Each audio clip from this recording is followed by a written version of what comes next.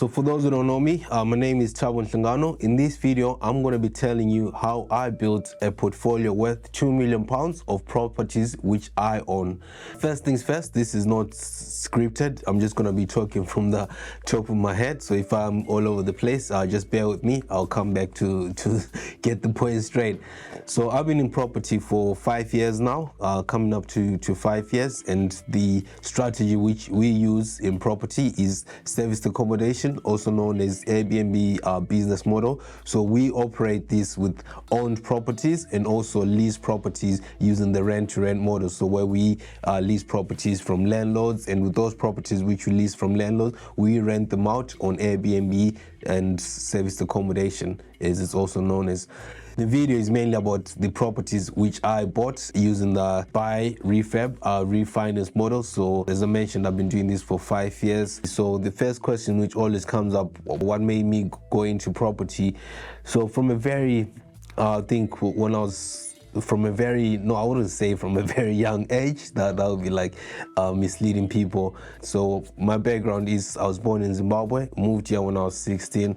So I did the corporate route, like, which is all the African parents will encourage, like, go to uni, get a degree, get a job, and you set for life. So I did that corporate route, but I knew like that wasn't enough, like just getting one source of income. So I started researching various things, various methods of how I could supplement my income. So there's a magazine which I always like to read, which is called the Forbes magazine. So this is where like all the billionaires are, and it just talks about like how they've created their wealth, how much they're worth. So I used to always like ponder on the magazine, like just read it and like just get inspired, like see inspiration. But like one time when I was reading it, I saw like this word real estate. So most of the guys there, the guys and girls who built their wealth, they had something to do with real estate. So it either they were in business, one business or another, and their other business would be like real estate. They were like putting their money in real estate. So I was like, oh wow, so all these rich folks are putting money in property, in real estate. So there must be something in real estate. So that's how like real estate started coming into question for me. What I did next was just to research on the internet, like anyone would, like just to type how I can make money in property. So I used to do all these searches on Google and to see what comes up. Obviously, little did I know, like the more you do these searches, how I can make money on real estate, you will start getting ads, like people hitting you with adverts because you've searched for those keywords. So one time I was just there on Facebook actually, and I just saw like a property event in London, property event, you know, all these places. I'm like, what?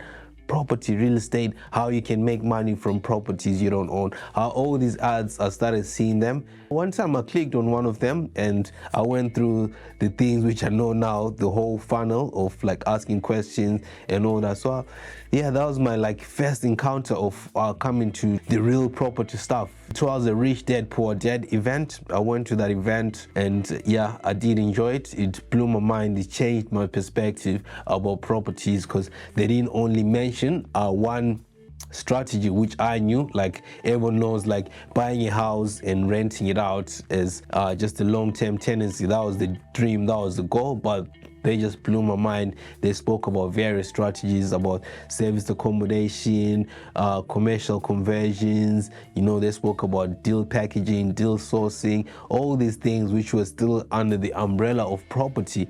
So obviously after the event, there is that feeling you just left confused to say, wow, there's a lot to choose from. What do I actually want? So I just went down, wrote it on a piece of paper to say, look, this is what the resources which I have. I've got X amount of money saved up and I want to go into, you know, like when you start like writing down your goals, getting clarity on what exactly you want to do, you know. So based on my circumstances at that time and the things which I like to do was traveling. So serviced accommodation, Airbnb was just a strategy which I fell in love with from the get-go. So I'll say love at first sight if there's something like that. So I started researching more on service accommodation, Airbnb strategy. I didn't even pay for a course or education at that time because I thought, look, why should I pay for a course if there's a lot of information on the internet,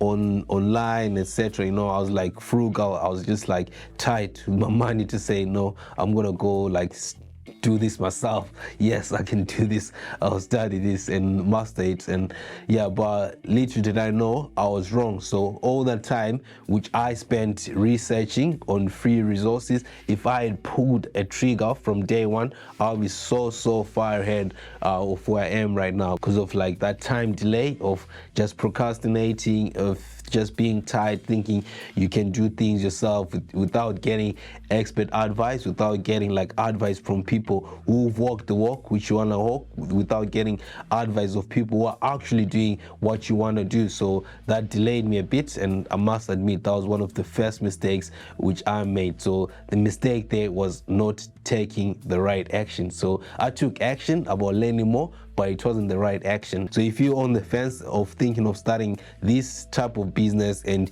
you're just pondering with free information, don't get me wrong, it's good. Sometimes you might not have the resources to pay for a course or to get a mentor, to get a coach, which is fine, we understand, but I'll be like saving up or just to get that expert advice, because it will accelerate your journey. Believe it or not, it will. I was on the fence and I didn't pull the trigger. So once I realized, like, you know what, I actually need to get like a proper education on this, because I just fall back. I was like, wait, for me to go to uni to study to be an engineer, I went to uni, studied there 4 years, and I was an engineer. For me to convert from my engineering degree to go into like project management to manage the engineers, I had to do extra courses for project management, etc. But I'm like, wait, I want to go into property, so why am I not using the same approach, of learning the right way, learning quickly, the structured modules and all that kind of stuff, which will give you like a head start, so I can avoid the mistakes. As an engineer, you've got the modules to follow, you've got the thermodynamics laws, all these calculations which you need to follow, so you don't make the mistakes when you're actually in the field. But I was like, I want to go into property, but why am I not using the same analogy as that? So I actually said, yeah, I had a meeting with myself, as I always do.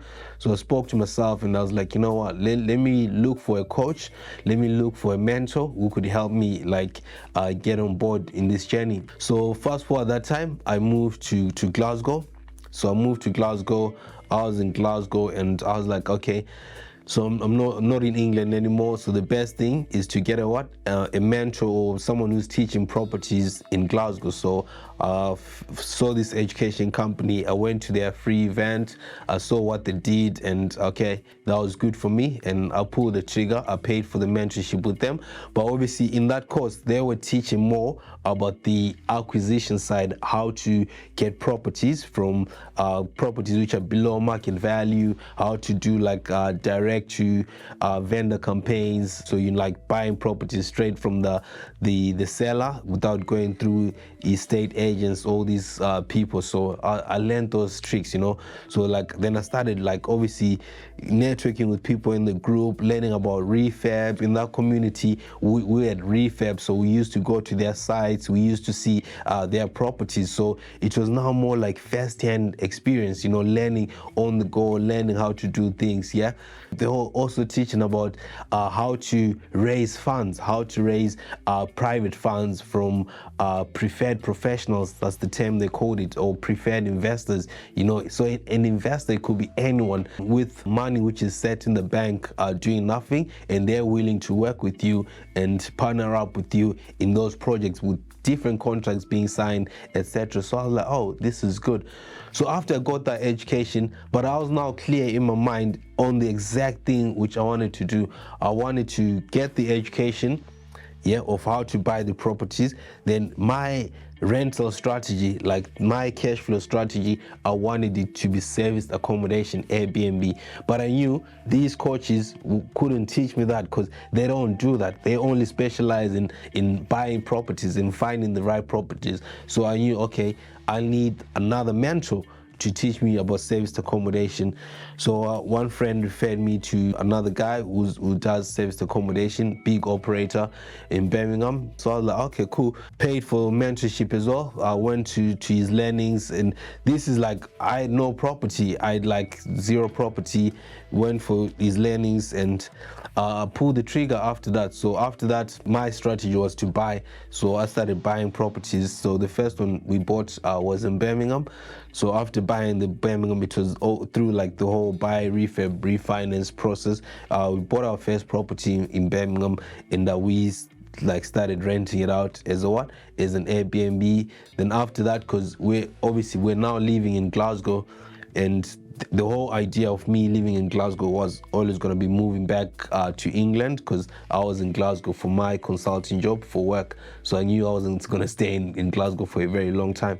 So after that, after the Birmingham purchase, so we saw, you know what, this thing works and it's actually something good, want to do this like full time in the future. So let's stack up more, let's save up more, but obviously with the same teachings which they taught us about using other people's money. So we had to start like posting on social media, branding ourselves, posting everywhere, like telling people what we do and sharing our story, So I'm saying we, because I do this business with myself and my wife. We in this business together. After the Birmingham property, we saw this works, so we wanted to actually repeat this thing like all the time. But you can't do it like all the time if you don't have the funds. So we started raising money from private individuals, like from preferred professionals. So the way we're raising money, the way we're structuring this is they'll lend us X amount of money. Then this is an example. So though if someone like lends us 50K, then after 12 months, we'll pay them back their 50K with profit on top. So that 50K will come maybe as 55K paid back to them, or 60K paid back to them. It just everything depended on the agreement which we had with the person. Yes, there were contracts in place. So if I fail to pay them, they'll take me to prison, take me to court, and I'll be in jail. But I'm a free man, so I've paid back all the investors and all these kind of people who were leveraging to build the portfolio. So after the first one, we bought the second one in Glasgow. So the way we bought the second one was through like sending leaflets out. So we used to send leaflets. So like a leaflet is just something which we're handwriting, and then we just posting it on doors on the area, on our target area which we liked in Glasgow. So we're just sending leaflets out, and leads came through the leaflets campaign.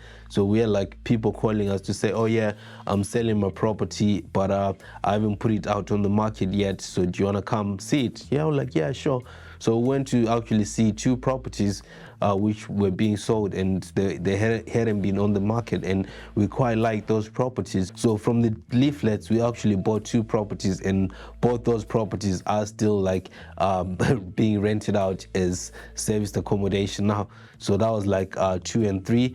Then the way we bought property number 4, the neighbor from the first property, it's like an apartment block with only 2 flats, mine and in her flat. So she was selling, and we used to tell her in the future, like maybe when we meet her taking beans out, etc., we'll tell her, oh, if you ever consider selling, please let us know, So this was one of the teachings which we're taught to say, tell everyone what you're doing in property. So if you're in property, whatever you're doing, just tell them like, oh, I do this, They could like refer you to someone. They could know someone who's also doing the same thing. So that story, that little thing, it's not showing off. It's just telling you, because you could help them and they could help you.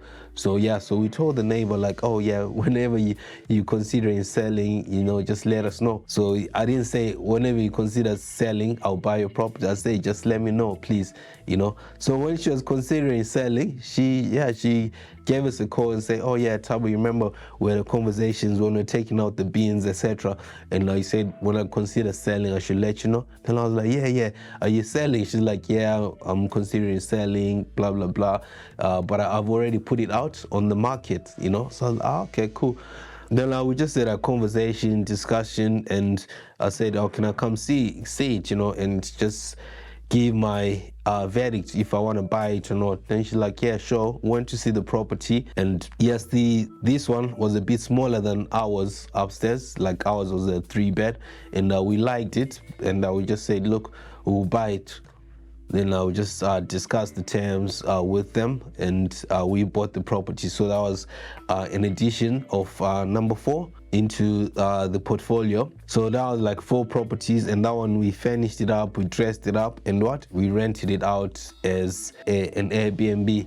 So with this, like, I think when we got to number 4, we saw like, you know what, yes, we've got a portfolio, it's increasing slowly but surely, but we've got 4 properties which you own. So we decided to diversify, to say, look, we'll always be buying, but like the buying method takes a bit of time. So it's like, I think we bought 4 properties in 3 years. So which is, yeah, to some extent is very good, and we are proud of ourselves. So before we went to buy 5 and 6, we also started diving in to the rent-to-rent strategy. So with the rent-to-rent strategy, we knew we didn't have to buy these properties, but we get properties from landlords, and with those properties from landlords, we guarantee a landlord a certain rent, and with that certain rent, we'll be paying them each month. With that certain property, we're going to be renting it out as an Airbnb serviced accommodation, something which we were already doing for these other 4 properties. So with the rent-to-rent, we started adding properties. We started having like joint venture partners, people who maybe in a different city will come with the property. We furnish it, we help each other, and we benefit on the profits together 50-50.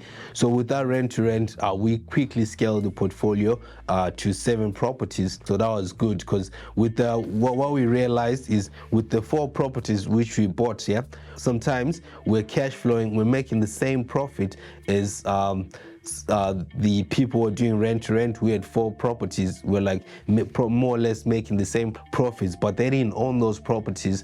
On the cash flow side, we were the same, but in terms of capital appreciation, we're actually benefiting from the capital appreciation, but we just wanted to also increase the profits in the business, so we don't only rely on using investor finance to buy properties, but we also can use the funds from our business to buy properties.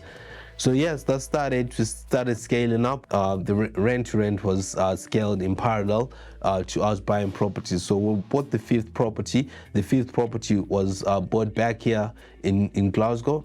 So in Glasgow, we've got 3 now. 2 in Birmingham. Then the last one, which we recently purchased, and I did a YouTube video about it. It was purchased in an auction, was in Coventry. So this one was property number 6, which we purchased in Coventry, and this was through the buy, refurb, refinance, and rented out as a serviced accommodation, Airbnb. So this is like number 6 on the purchased ones. Then on the rent-to-rent ones, we scaled out up to 7 properties. So rent-to-rent, we're sitting at 7 properties as I make this video, and obviously every month we give the landlords a guaranteed rent. We did increase some on the rent-to-rent, but they didn't perform well, so it was a good thing. It was rent-to-rent, so we returned those properties to the landlords, you know, because they were not performing. So we've kept like the 7, which I like to call the 7 stars, because they're like the top performers. So that's how I built a portfolio worth £2 million. So those other 7 properties, I don't count them because they are not mine. So the properties worth £2 million are the ones which I own, like the 6 properties. So going forward, what are my goals, or what are the goals going forward? Yes, we'll continue buying properties and like adding them to the portfolio. So my primary strategy from day one, the main goal is always to add properties into the buy section. So we always buy the properties. In terms of the rental strategies, now we are now more open-minded, because we've got the skill set to use other rental strategies. So we open to be buying the properties and also renting them out as HMOs. I'm open to be buying the properties and renting them out as buy-to-lets on a long-term rental, because it's very good to diversify the portfolio, because it's a bit risky to have all the properties which you've bought on serviced accommodation, because we've seen the laws change. So we've seen in Scotland the laws change. You now need a license, you need ABC to be doing all these serviced accommodation stuff. So yeah, so our primary goal going forward is to buy the properties, own the properties. So with experience now, there are certain types of properties which we focus on. So we now focusing more on houses. So we don't want to touch apartments or flats or anything like that. It's either a house, and minimum number of rooms on the house are 3 bedrooms, because once you're in the game, once you're in the industry, you now learn, and you now know, okay, this works no matter what strategy you do it for. So I know, like, any 3-bed property, 3-bed house, no matter where it is, it will work, you know, whether it's an Airbnb, whether you're putting it for supported living, or you're renting it out to councils for asylum seekers, you know, all these things. So these strategies do work, but as long as you've got the right property knowledge, because at the end of the day, what a lot of people miss out, what a lot of people don't have, is the correct property knowledge in order for them to do these strategies properly. So that's how I bought the 6 properties, and all the 6 properties which I own, I rent them out as Airbnb, lease 7 other properties from landlords, and we rent them out as Airbnb serviced accommodation. The goals going forward is to increase the buy column. So I want to put more properties there. So maybe by 2025 I want to make another video to say, yes, we've got 10 owned properties now, or 12 owned properties. So that's the goal going into 2025. If you like this video and you like what I've done for myself, and you want to get started as well with the same method, whether you want to buy the properties or whether you want to do the rent to rent, if you don't have enough capital to start by buying, you can click on the link in the description and book a free consultation call with myself, and I'll help you, have a chat with you, see where you are in your life, and we can start your property portfolio off, you know. And so yeah, so that's it for this video. And as always, don't forget to like, share, and comment. And you can actually share this video with someone who you think will get value from it. So cheers, thank you, bye for now.